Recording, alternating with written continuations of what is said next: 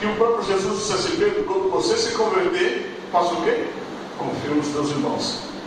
Pedro carregava os 12 ministérios nas costas, os 11 ministérios nas costas dele. Por isso Pedro tinha aquele conflito, por isso Pedro tinha aquelas atitudes, porque ele queria liberar. Aleluia. Levante sua mão em nome de Jesus.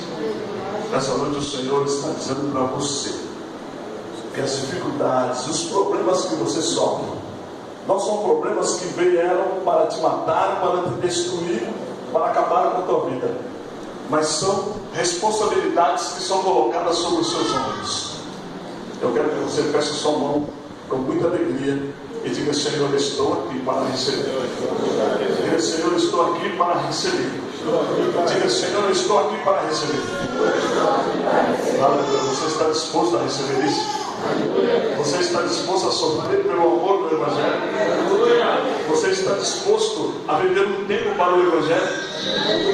Então saiba uma coisa, que Deus vai te usar. Deus vai te usar poderosamente.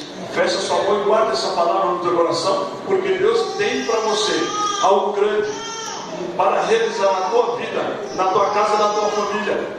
Pedro era esse homem. Pedro carregava sobre si um ministério muito grande. Ele carregava o ministério dos 11 apóstolos sobre os seus ombros. Ele carregava sobre si uma responsabilidade em ministrar aos seus irmãos. Há muitos que dizem assim: não, eu vou fazer a minha parte. Ei, o Senhor está te chamando, dizendo assim: olha, ministra os teus irmãos. Reparta o que você tem. Use o que você tem para o crescimento da minha obra. Porque se você não usar, você vai ter que suportar por todo o tempo este peso que você vai levar sobre os seus ombros. Vou falar algo aqui que é ministerial. O apóstolo José já deve ter vivido isso. Quando você vai separar pessoas para o ministério, você sente um peso, uma responsabilidade muito grande sobre os seus ombros. Até que você libere a unção daquela pessoa, você carrega aquilo, porque Deus quer que você libere, e a responsabilidade de liberar está sobre os seus ombros. Deus vai te encher de tal maneira e dizer assim: olha, agora chegou o tempo, envia essa pessoa. Mas Deus não vai mandar do céu, Deus vai tirar de você para pôr naquela pessoa. E enquanto você estiver carregando aquele peso, aquela pessoa está livre. Mas quando você liberar a unção na vida daquela pessoa, aquela pessoa vai começar a andar e você vai começar a estar liberado. Há muitos que são chamados e já começam a receber muita responsabilidade, e ele começa a dizer assim: eu não tenho tempo para nada. Sabe por quê? Porque Deus tem muita coisa para fazer através de você, por isso você não tem tempo. E há outros que são chamados e demoram para fazer as coisas. Ele tem tempo, ele vai ao shopping, ele vai passear, ele tem liberdade. Mas há outros que são chamados, ele não tem tempo para nada.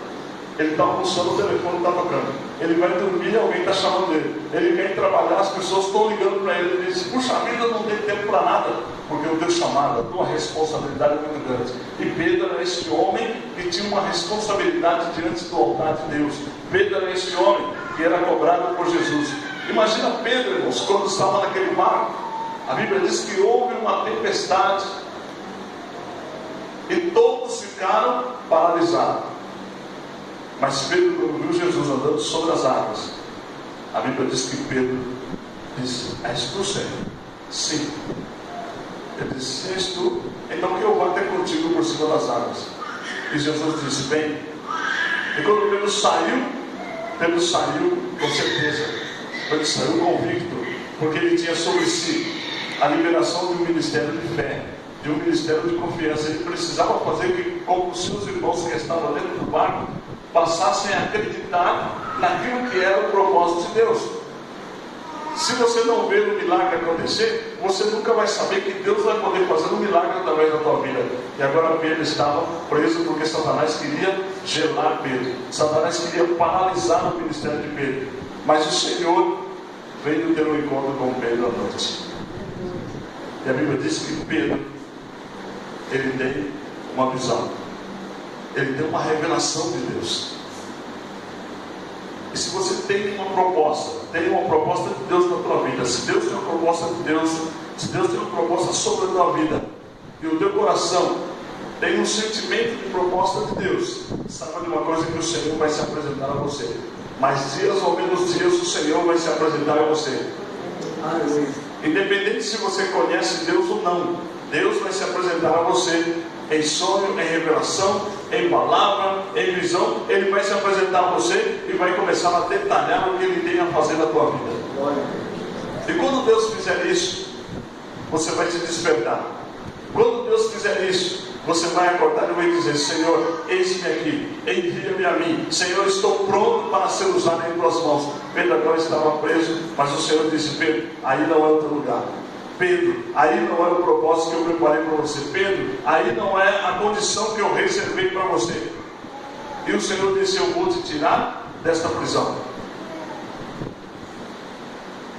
Talvez nessa noite, querido, você entrou aqui pensando assim: será que a minha vida vai ser essa mesmo? Eu não tenho propósito de sair dessa vida, porque faz tempo que eu ando assim. Faz tempo que a minha casa está assim. Faz tempo que a minha família está assim. Faz tempo que meus projetos estão assim. Faz tempo que a minha empresa está assim. Mas olha isso que Deus reservou para você. O que Deus reservou para você, a Bíblia diz que olhos não viram, ouvidos não ouviram o que Deus tem reservado para a tua vida. Os princípios de Deus são princípios que não são carnais, mas são espirituais. E somente aquele que está em espírito pode compreender as coisas do espírito. Somente aquele que está ligado no espírito pode entender e pode compreender o que Deus está falando. A linguagem de Deus não é a linguagem do homem. A visão de Deus não é a visão do homem. Pedro saiu do nível carnal e entrou no nível espiritual. Pedro estava preso, mas a Bíblia diz que Pedro estava tranquilo, Pedro estava dormindo. Um prisioneiro não pode dormir, sabendo que ele vai morrer no outro dia. Ele não pode estar tranquilo, mas Pedro estava amarrado, trancado, mas estava dormindo. Sabe o que quer dizer isso? Que em meio às tribulações da tua vida, você precisa aprender a confiar no Deus Todo-Poderoso. Você precisa descansar. Você precisa descansar a tua mente. Você precisa descansar no teu coração e dizer: o Senhor está comigo. Aleluia. Você precisa dizer: o Senhor está comigo. Eu não vou morrer. O médico falou que eu estou doente, mas essa doença não será para a morte. O cobrador chegou na minha casa dizendo que vai me condenar, mas ele não vai ter esse poder, porque o Senhor está comigo. Aleluia. Aleluia. Queridos, deita e durma tranquilo. Fique em paz.